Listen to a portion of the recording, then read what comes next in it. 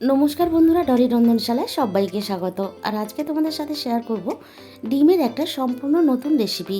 গরম গরম ভাত, রুটি, লুচি, পরোটা, সেটা দিনে হোক বা রাতে, যখনই হোক না কেন, এরকম যদি একটা ডিম আর অল্প একটু গ্রেভি থাকে তাহলে কিন্তু খাওয়াটা বেশ জমে যাবে। আর এই ডিম রান্নার জন্য আমি আগে থেকে ডিমগুলো খুব ভালোভাবে সিদ্ধ করে খোসা ছাড়িয়ে নিয়েছি। এবার আমি সবকটা ডিম এইভাবে অল্প অল্প করে ছুরির সাহায্যে কেটে নেব, যাতে সমস্ত ডিমের ভিতরে মশলা আর লবণটা খুব ভালোভাবে ভিতর পর্যন্ত চলে যায়। সব কটা ডিম কিন্তু একইভাবে আমি কেটে নিলাম এইভাবে অল্প অল্প করে। আর এই রান্নার জন্য প্রথমে আমি কড়াইয়ের মধ্যে পরিমাণ মতো সর্ষের তেল দিয়ে দিলাম। সর্ষের তেলটাকে আমি খুব ভালোভাবে প্রথমে গরম করে নেব।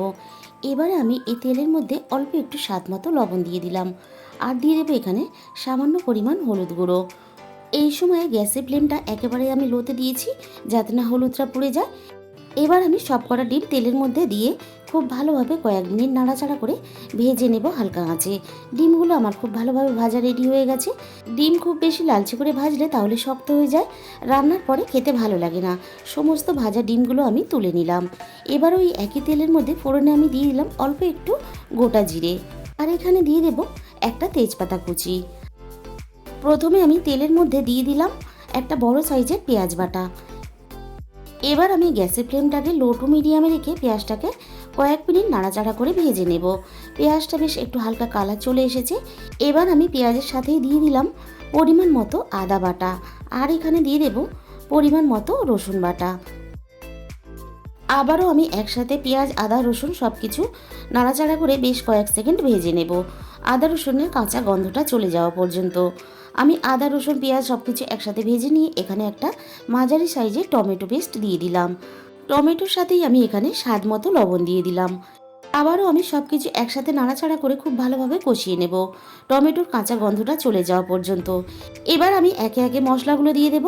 দিয়ে দিলাম এখানে হাফ চামচ পরিমাণ হলুদ গুঁড়ো, আর দিয়ে দিলাম এখানে 1 চামচের একটু কম ঝাল লঙ্কার গুঁড়ো। এই রান্নাটা আমি একটু ঝাল ঝাল করব। দিয়ে দিলাম এখানে হাফ চামচ পরিমাণ ধনে গুঁড়ো, আর আমি এখানে দিয়ে দিলাম হাফ চামচের কম জিরে গুঁড়ো। আর আমি এখানে কালারের জন্য দিয়ে দেব 1 চামচ পরিমাণ কাশ্মীরি লঙ্কার গুঁড়ো।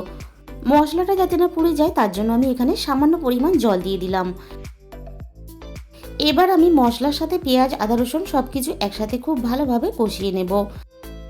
আর এই রান্নাতে জিরে গুঁড়োর থেকে ধনে গুঁড়োর পরিমাণটা একটু বেশি দিতে হবে। আর হাতে একটু সময় নিয়ে মশলাটাকে খুব ভালোভাবে কষিয়ে নিতে হবে। এই রান্নাতে মশলাটা যত ভালোভাবে কষানো হবে, রান্নার স্বাদ কিন্তু তত বেশি ভালো হবে।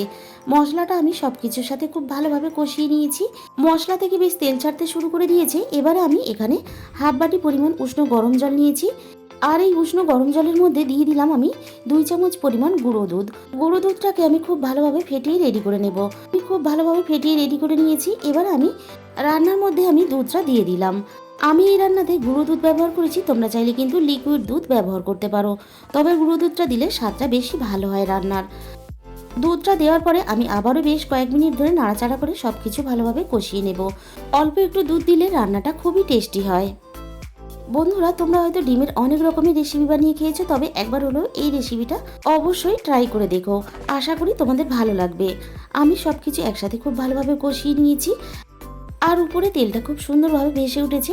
এবারে আমি ওই একই বাটির হাফ বাটি পরিমাণ উষ্ণ গরম জল এখানে দিয়ে দিলাম। আবারও আমি সব কিছু খুব ভালোভাবে একসাথে নাড়াচাড়া করে মিশিয়ে দিয়ে ঝোলটা একটু ফুটে ওঠার জন্য অপেক্ষা করব। ঝোলটা ফুটে ওঠার সাথে সাথেই আমি এখানে ভেজে রাখা ডিমগুলো দিয়ে দিলাম। আর আমি এই রান্নাতে যতটা গ্রেভি রাখবো সেই হিসাব করে কিন্তু এখানে জলটা দিয়ে দিয়েছি। আর তোমরা যতটা গ্রেভি রাখতে চাও সেই হিসাব করে এখানে জলটা দিয়ে দেবে। ডিমটা আমি ঝোলের সাথে ভালোভাবে নাড়াচাড়া করে মিশিয়ে দিয়ে মিনিট 5 মতো রান্নাটা করে নেব। গ্রেভিটা বেশ মাখা মাখা হয়ে এসেছে। এবারে আমি সবশেষে দিয়ে দিলাম হাফ চামচের একটু বেশি গরম মশলা গুঁড়ো। তাহলে বন্ধুরা, আজকের রেসিপিটা কেমন লাগলো অবশ্যই কমেন্টের মাধ্যমে জানিও। আর রেসিপিটা ভালো লাগলে প্লিজ একটা লাইক করে দিও। আর এখনও পর্যন্ত যে সমস্ত বন্ধুরা আমার চ্যানেলটাকে সাবস্ক্রাইব করোনি, আমার চ্যানেলটাকে সাবস্ক্রাইব করে পাশে থাকা বেল আইকনটা অল করে দিও, যাতে নতুন কোনো রেসিপি আপলোড করলে সবার আগে তোমার কাছে পৌঁছায়। আর তোমাদের মূল্যবান সময় দিয়ে আমার এই রেসিপিটা এতক্ষণ সময় ধরে দেখার জন্য তোমাদের সবাইকে অসংখ্য ধন্যবাদ। তাহলে আজকে এই পর্যন্ত।